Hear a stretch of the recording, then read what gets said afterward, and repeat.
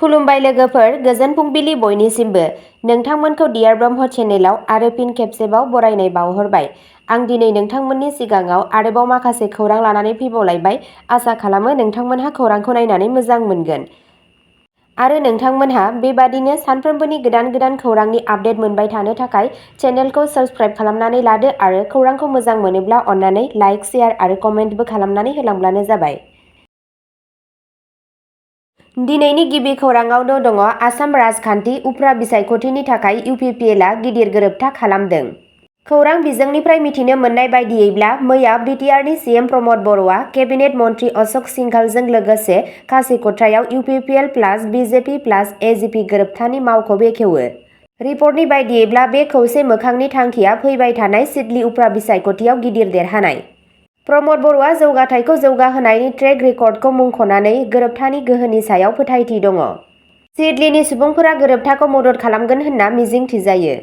बे गोरोबथा हाबाफारियाव MP रोनगोरा नार्जारी आरो Jayanta Basumatary, EM, MCLA, MLA फोर आरो BJP, UPPL आरो AGP बायदि गोजौ थाखोनि दैदेनगिरिफोर दंजोबोमोन। नैथि खौराङाव दङ 100निबो बारा सुबुंफोरा UPPL हान्जायाव हाबदों। United People's Party Liberal UPPL खौ मख'जाथाव थुलुंगा होनानै सिडली LAC नि सिङाव थानाय 13 नं चिरां आरो 14 नं चिरां दुवार बियाबफोरनिफ्राय दिनै 100निबो बांसिन गोदान सोद्रोमाफोरा दोलोआव हाबफैयो। गोदान सोद्रोमाफोरनि बे हाबफैनायाव कंग्रेस, BPF आरो ACMA बारग' केडारफोरबो दं, जायफोरा UPPL नि गोजोन, दावगानाय, समानथाय आरो न्याय सानथौनि फारसे गोसो बोदों होनना खौराङाव मिथिनो मोननाय जादों। 2015 मायथाइयाव गायसनजानाय UPPL आ क'क्राझार टाउनाव गावनि गाहाय मावख'जों लोगोसे आसामनि बड'लेण्ड टेरिटरियेल रिजन BTR आव गोख्रैथि लाबोगासिनो दं। ओनसोलारि दोलो महरै UPPL आ हारि, फोलेर आरो धोरोम सायख'आ जासे रायजो-राजाफोरनि जौगानायनि थाखाय मेंनो रोङै खामानि मावगासिनो दं। सोद्रोमाफोरनि बे गोदान हाबफैनायजों UPPL नि गोहोआ जौगानो थांगासिनो दं आरो पार्टिया गुबुनफोरखौ गावसोरनि थांखियाव हाबनो थाखाय हांख्रायहरो। UPPL नखरनि बाहागो जानो गोसो गुदुं सुबुंफोरनि थाखाय नोंथाङा UPPLofficial.org/BDBDWM एबा रेफारेल क'ड BDBDWM जों हाबनो हागोन। थामथि खौराङाव दङ गोजौ बिजिरसालिनि बिथोननि उनाव क'क्राझार जिल्लाया आयेन बेरेखा लटारि होनायखौ बन्द' खालामदों। अफलाइन आरो अनलाइन आयेन बेरेखा लटारि अपारेशनखौ दबथायनो थाखाय मोनसे थिरांथायारि आगानजों क'क्राझारनि जिल्ला मेजिस्ट्रेट मसान्दा M. पर्टिनआ जिल्लानि सिङाव बेबादि हाबाफारिफोराव नेम-खान्थि बायदियै होबथानो फोसावदों। बे बिथोना गुवाहाटी गोजौ बिजिरसालिनि बावैसो होनाय बिथोनजों गोरोबलायो, जाय गासै आसामाव गनायथि गैयै लटारि हुदाफोरखौ दिन्थिनाय आरो पाब्लिक इन्टारेस्ट लिटिगेशन (PIL) नि फिननाय होदोंमोन। गोजौ बिजिरसालिनि थाखाय होनाय सामलायजायै लटारिफोरनि गोसारनायनि सोमोन्दै बांलांनाय जिंगाफोरनि थाखाय थुलुंगा होजादोंमोन, जायनि जाहोनाव रायजो सोरखारनो बिथोन होनाय जादों। बिजिरसालिनि बिथोनफोरनि बाहागो महरै गासैबो जिल्ला कमिशनार आरो पुलिस सामलायगिरिखौ जायखिजाया लटारि अपारेशननि थाखाय गनायथि होनायनिफ्राय जानगाराव थानो आरो सिफायग्राफोरनि बेरेखायै गोख्रै राहा लानो बिथोन होनाय जादों। आसाम सरकारनि नखर आरो राजखान्थियारि बिफाननि बेफोर बिथोनफोरनि बायदियै जिल्ला मेजिस्ट्रेट पर्टिनआ बे होबथानायखौ बाहायनो थाखाय आसाम पुलिस आयेननि धारा 163 नि सिङाव होनाय गोहोफोरखौ बरायदों। होबथानाया गोख्रैनो गोहोम गोग्लैयो आरो उननि फोसावथायसिम गोहोम गोग्लैगोन। बे बिथोनखौ सिफायग्राफोरा आयेननि सोमोन्दो गोनां राहाफोरनि सिङाव गोख्रों आयेनारि फिथायफोरजों मोगा-मोगि जानांगोन, पर्टिनआ बुंदोंमोन। बिथाङा मानिनायनि गोनांथिनि सायाव गोसो होदों। सुबुंफोरा आफादफोरखौ होबथानायखौ गोख्रोङै फालिनो आरो आयेन बेरेखा लटारि हाबाफारिफोराव जायखिजाया बाहागो लानायनिफ्राय गोजानाव थानो खावलायदों। जिल्ला मेजिस्ट्रेटनि मावख'आ बिथोनखौ मानिनायखौ रोखा खालामनो आरो नोगोरारिफोरखौ आयेन बेरेखा लटारिजों सोमोन्दो थानाय जाथावना सोबख'नायनिफ्राय रैखाथि होनो थासारिखौ मोजाङै नोजोर होबाय थागोन। ब्रैथि खौराङाव दङ 13 नबेम्बर खालि आसामनि उफ्रा बिसायख'थियाव 9 लाखनिबो बांसिन भट होगिरिफोरा भट होनो थियारि। 13 नबेम्बर 2024 खालि आसामाव मोनबा बिधानसभा बियाबनि थाखाय जानो गोनां उफ्रा बिसायख'थियाव 9 लाखनिबो बांसिन भट होगिरिफोरा भट होनो थियारि। गाहाय बिसायख'थि मावख'गिरि अनुराग गयेलआ मोनसे खौरां मेलनि समाव गुवारै फोरमायथिदों। बे बोसोरनि जागायजेन्नायाव गाव-गावनि MLA-फोरा लक सभायाव सायख'जानायनि उनाव धलाई SC, समागुरी, बेहाली, बङाइगाव आरो सिडली ST बियाबफोरनि थाखाय उफ्रा बिसायख'थिनि गोनांथि जादों। गासै 9,10,665 भट होग्राफोरनि गेजेराव सा 4,55,924 आ आइजोफोर आरो सा 4,54,722 आ हौवाफोर। बेजों लोगोसे देहायारि लोरबां सा 4,389 भट होग्राफोर आरो 85 बोसोरनि बांसिन बैसोनि सा 3,788 भट होग्राफोराबो बाहागो लागोन। 1,078 भट मिरुफोराव भट होनाय जागोन, जेराव सिडली एसटीआव बयनिख्रुइबो बांसिन 273 बुथ दं। बबेखानि बे हालियाव 154 जों बयनिख्रुइ बाङाइसिन। भट होनायनि समफोरा फुंनि 7 रिंगानिफ्राय बेलासिनि 5 रिंगासिम जागोन। रिपर्टनि बायदियैब्ला नमिनेशन थिसननायनि जोबथा खालारा 25 अक्ट'बर, जेराव नायबिजिरनाया 28 अक्ट'बर आरो 30 अक्ट'बराव नमिनेशन थिसनफिननायनि जोबथा सम थि खालामनाय जादों। साननाया 23 नबेम्बरनिफ्राय जागायगोन, जाय फुंनि 8 रिंगायाव पस्टेल बेलटजों जागायगोन होनना खौरांआव फोरमायनायखौ मिथिनो मोनबावनाय जादों। बाथि खौराङाव दङ आसाम, मणिपुर आरो सोनाब बेंगलनिफ्राय ड्राग्स लानाय गारि सेख'नायाव लोब्बा थानाय सा 8 खौ हमदों। नागालेन्डनि डिमापुर पुलिसआ फेग्रा मुवा सोबनाय आरो गारिफोरखौ सिख'नायाव लोब्बा थानायनि थाखाय आसाम, मणिपुर आरो सोनाब बेंगलनिफ्राय सा 8 सुबुंफोरखौ खादों।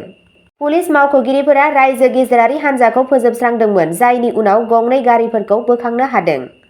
गिबियाव सानजा पुलिस थानायाव थिसनजानाय गोमानाय सुबुंनि एफआइआरनि सरासनस्रा नायबिजिरनाया नागालेन्ड, आसाम, मणिपुर आरो सोनाब बेंगलाव सोलिबाय थानाय दायनिगिरि हान्जाफोरनि मोनसे जथाय नेटवार्कखौ बेखेवदों। बे हान्जानि आदबा जानो हाथाव मक्केल महरै सिनायथि होनानै रायजो गेजेरारि खारग्रा फालांगियारि गारिफोरखौ भारायाव लानायमोन, जायनि उनाव हान्जानि सोद्रोमाफोरा सालायगिरिफोरजों लोगो जायो, फेग्रा मुवाजों बुंफबनाय जाग्रा बेसादफोर होयोमोन आरो गारि सालायगिरिफोरजों लोगोसे गारिफोरखौ हुस गैयै अबस्थायाव सिख'ना लायो। मास्टारमाइन्डनि सिनायथिखौ सोनाब बेंगलनि श्यामलेन्दु रय महरै खालामनाय जादों, जाय गावनि रायजो गेजेरारि हान्जानि सोद्रोमाफोरनि नेटवार्कनि गेजेरजों दायनि बिथांखि लादोंमोन आरो मावफुंदोंमोन। आरोंदायारि नायदिंनायनि गेजेरजों बुथुमनाय डिजिटेल फोरमाननि सायाव सोनारना, सानै हान्जानि सोद्रोमाफोरखौ मणिपुरनिफ्राय, 4 आसामनिफ्राय आरो 2खौ डिमापुरनिफ्राय खानाय जादोंमोन। सानजा पिएस हान्जाखौ नायबिजिरग्रा मावख'गिरि एएसएल इटाक'सेमाया एससिपि सानजा इमखं सांबा जामिर एनपिएसनि नायदिंनायाव दैदेनदोंमोन। बे बिथिङाव फालांगियारि गारि सालायग्राफोर आरो बिगोमाफोरखौ बेबादि दायफोरनि गोसारथिनि बागै सांग्रां जानो आरो गोबाव खालामाजासे गोमानाय ड्राइभार आरो गारिफोरनि जाथायफोरखौ पुलिसनो रिपर्ट खालामनो थाखाय सांग्रां खालामनाय जादों। 6थि खौराङाव दङ सनितपुर साहा बागाननिफ्राय रैखा खालामजानाय मैदेर फिसा, हाग्रायाव हगारफिनबाय।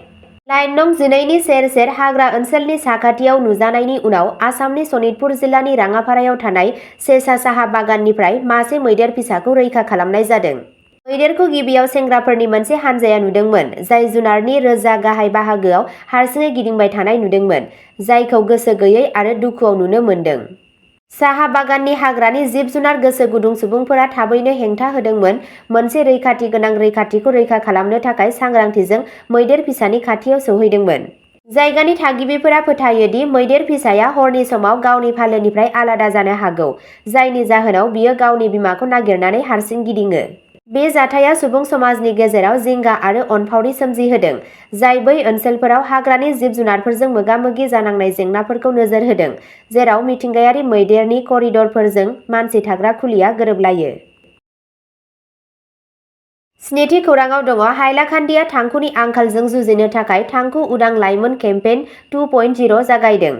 गोसारलानाय थांखुनि आंखालजों जुजिनो थाखाय मोनसे मख'जाथाव हाबाफारियाव हाइलाकान्दिनि जिल्ला कमिशनार निसर्ग हिवारेआ मावख'आरि महरै उफ्रा जिल्ला कमिशनार, जिल्ला नडेल मावख'गिरि, जिल्ला थांखु होबथाग्रा क'र्डिनेटर, जिल्ला हाबाफारि सामलायगिरि, जिल्ला नायदिंनाय आरो बिजिरनाय मावख'गिरिजों लोगोसे गाहाय मावख'गिरिफोरनि नुजाथिनायाव थांखु उदां लाइमोन फोसावनाय 2.0 जागायदों।